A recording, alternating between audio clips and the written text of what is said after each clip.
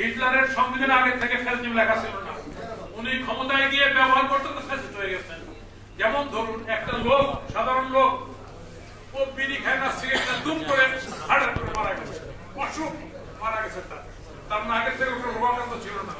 আমি বলছি এই কারণে কই বেগম খালেদা জিয়ার গভর্নমেন্ট তো 90 সালে এরশাদকে হটানোর পরে আমরা একসঙ্গে ছিলাম, হটানোর পর তো ক্ষমতায় গেছিলেন, যাওয়ার পরে তো একটা 15 ফেব্রুয়ারি একদলে ভোট করেছিলেন, ক্ষমতায় থাকতে পারেন নাই। শেখ হাসিনা আপনাকে চটকায় দিয়েছিল ক্ষমতা থেকে। কেন? কারণ শেখ হাসিনা যৌক্তিকভাবে বিরোধী দলের দায়িত্ব পালন করেছিল। আপনি বিএনপি যৌক্তিকভাবে বিরোধী দায়িত্ব পালন করেছেন একবার না, এরপরে আবার ক্ষমতায় আসছে বিএনপি জামাত জোট একসঙ্গে জোরাজোরি করে। তখন যখন আমরা মুক্তিযুদ্ধের কথা বলেছি, রাজাকারের কথা বলেছি, বিএনপি এমন আচরণ করেছে রাজাকার বলতে কিছু নাই, কোন ঢাল, রাজাকার মানে আমরাই আর কি ভুল কথা বলতেছি। সেই সময় বিএনপি বিচারপতির বয়ান বাড়িয়ে ক্ষমতায় থাকার চেষ্টা করেছে। জানেন, আওয়ামী লীগ আবার আমরা সব লোক আন্দোলন করে বিএনপি সেই স্বপ্নকে ধূলিসাৎ করে দিয়েছে। ফলে ফ্যাসিজম হইতে পারে না যদি যৌক্তিক কোন বিরোধী দল থাকে রাজপথে। আমরাও তা সব দেশ স্বাধীনের পরে বঙ্গবন্ধু বহু চেষ্টা করেছে, কিন্তু ফ্যাসিজম প্রতিষ্ঠা করতে পারে নাই। আজকে সেই কারণে আমরা শেখ হাসিনার সঙ্গে থেকে আমরা ক্ষমতা থেকে বেরিয়ে এসে আমরা বলেছি 72 সালে যেমন বলেছি বঙ্গবন্ধুকে, শেখ হাসিনাকে বলেছি আপনার এই মুক্তিযুদ্ধের বয়ান আপনার পরিবারের বয়ান মুক্তিযুদ্ধের বয়ান না। অথচ উনি আমাদেরকে তিরস্কার করেছেন, ভাবছে সিট দেন এই কারণে, সিটের কারণে না, বাস্তবিক কারণে আমরা বলেছি। আমি জানি মুজাহিদুল সেলিমে আসাম কমিউনিস্ট পার্টির সভাপতি ছিলেন, ওনাকে একাধিকবার সেখানে ডেকেছেন, আসেন আপনার সিট দেই, উনি বলছেন আপনাদের সিট চাই না, আমরা জনগণের সঙ্গে থাকতে চাই, আপনি সিট নিয়ে থাকেন। এরকম চেষ্টা করেছে উনি। আমি আজকে যে কথা বলতে যাচ্ছি, এই যে অসুখ, এই অসুখ সবাইকে ধরো ক্ষমতায় গেলে যদি যৌক্তিক বিরোধী দল না থাকে, যেমন বিএনপি 2 বার আক্রান্ত হয়েছিল সেই রোগে, শেখ হাসিনা ঝাড়ফুঁক করে সেরকম ভালো করে দিয়েছে।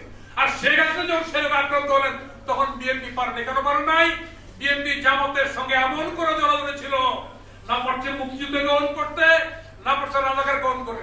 আজকে সেই কারণে বিএনপি এই যে তথাকথিত সংস্কারের কাছে গিয়ে মাথা নত করে একটু ওইটা করতে গিয়ে এখন তালগোল বাগায় ফেলছে। ওই যে ছাত্র পরীক্ষার আগে যেমন সরষার ফুল দেখে, আমি দেখতে পাচ্ছি বিএনপি চোখে সরষার ফুল দেখতেছে। বাংলাদেশে একটা পরিষ্কার রাজনীতি দেখতে পারে একমাত্র শাসক। আমি সেই কারণে আজকে আমি একত্রিত হয়ে আমরা আসুন পরিষ্কার স্লোগান তুলি।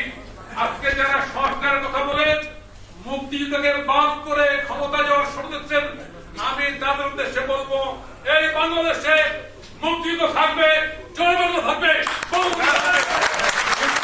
বাংলাদেশে কোন দলীয় বয়ান মুক্তিযুদ্ধের আমরা শুনতে চাই না। সাথী বন্ধুগণ, বর্তমান প্রেক্ষাপটে আজকে আমরা অবশ্যই সংস্কার চাই। এটা পৃথিবীতে প্রত্যেকটা আধুনিক রাষ্ট্রে সবসময় যে গভর্নমেন্ট আসে আরো ক্ষমতা থাকার জন্য জনগণের পক্ষে কাজ করে, সংস্কার করে, এটাই স্বাভাবিক প্রক্রিয়া।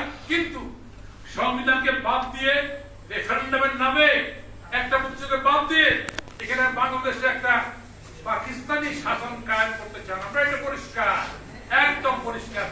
আজকে নতুন করে যে শক্তি লাফালাফি করতেছে, এই শক্তি সবসময় ক্ষমতার ক্রিম খেতে ভালোবাসে। এরা 47 পরে ক্ষমতার ক্রিম খেয়েছে, এরা 71 পরে নিশ্চিত ছিল, 75 পরে আবার ক্রিম খেয়েছে, এর সাথে সময় ক্রিম খেয়েছে, এখন এরা ক্রিম খেতে চায়। আমি জানি ইউনূস সাহেবের সেই ক্রিমও শেষ হয়ে যাবে, আর খেতে পারবে না। অতএব আজকের প্রতিষ্ঠাবার্ষিকীতে জাস্টের যত কর্মী আছে, আমি সবার কাছে আহ্বান জানাতে চাই, আসেন আমরা যে লক্ষ্যে আজ থেকে 53 বছর আগে ক্ষমতাকে লাথি মেরে আমরা জনগণের পক্ষে দাঁড়িয়েছিলাম, আমরা এখনো জনগণের পক্ষে থাকতে চাই। বাংলাদেশকে মুক্তিযুদ্ধের ধারায় রাজনীতি আমরা পক্ষে লড়াই চালাতে চাই। আমি আমার বক্তব্য না বাড়িয়ে সবাইকে ধন্যবাদ জানিয়ে শেষ করছি। জয় বাংলা, জয় বাংলাদেশ।